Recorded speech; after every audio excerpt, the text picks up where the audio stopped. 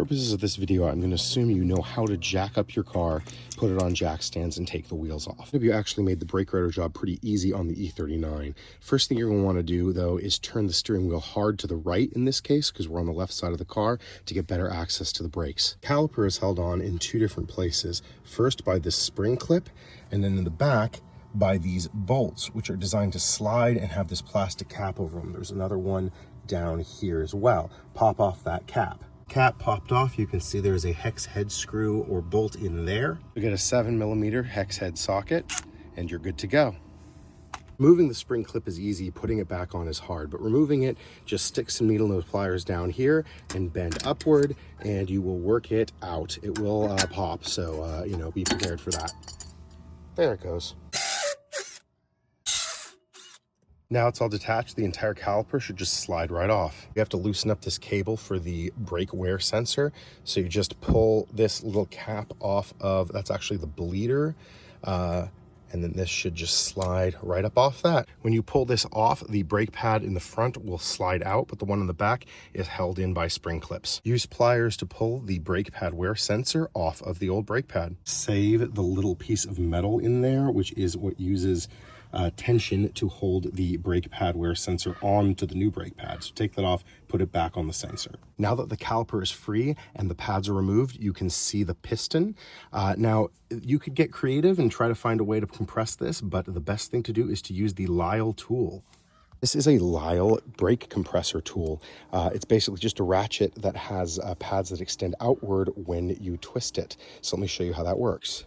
Put the tool in where the brake pads would go, like so. And then you may have to hold on to the middle ring to make sure that it ratchets correctly while you're doing it. It takes both hands, so I can't show you. But you get it started, and then once it's got tension, it's very easy, and it'll just compress the piston back into the caliper. The piston is fully compressed. Reverse the ratchet and you can loosen this and it will just come out. It gives you a lot of flexibility in the brake line. So I was just able to hang the caliper up here while we work on the rest.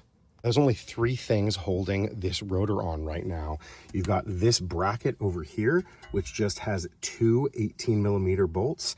And then you've got a 6mm hex head bolt right there. So let's work on getting those off.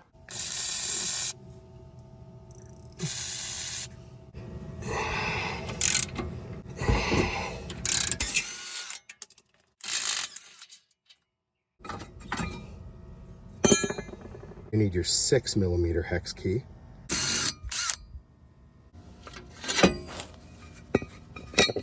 Make sure you understand that this is not holding anything up right now. Everything is on the jack stands. I just left that there because I'm lazy, don't want to move it. I wouldn't spray brake clean on the rotors until I got them on the car, but these came out nasty. This oil is probably like 15 years old.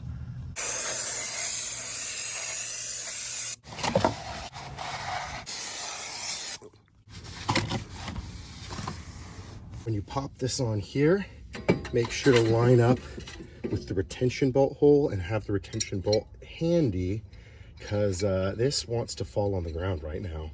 Make sure to hold the rotor in place before you do this. Thread this guy back into here and this guy down here. Make sure that it is threaded properly before you do this. Use the ratchet to make sure it is good and tight. There we go. I'm gonna hit this with the brake clean again.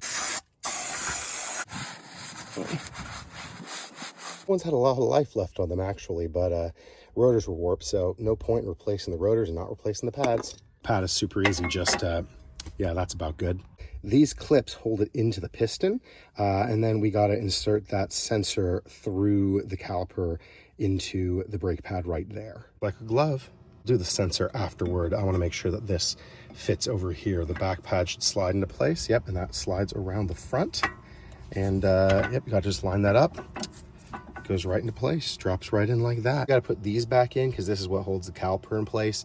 But they go all the way in before you can turn them, so you better get the socket, the 7mm socket, out and use that to install it. It's quite difficult to push in and turn because of this rubber right here.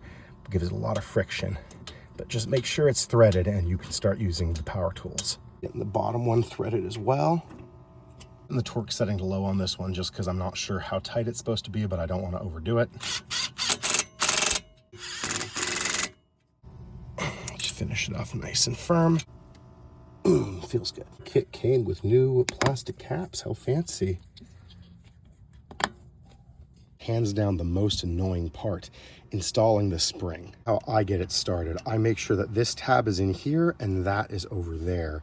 We're gonna have to bend this down and simultaneously thread this into that hole. The brake clean can is a tripod.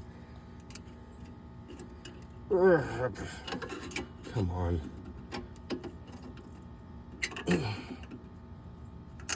There we go. Ah, that's annoying. Put this sensor back, get that cap out of the way, push that down onto there. Come on, there we go. Pop that on there. You can see the slot down in there that I got to get this into. Let's see if I can. I think that's it. Honestly, one of the easier brake jobs I've had to do.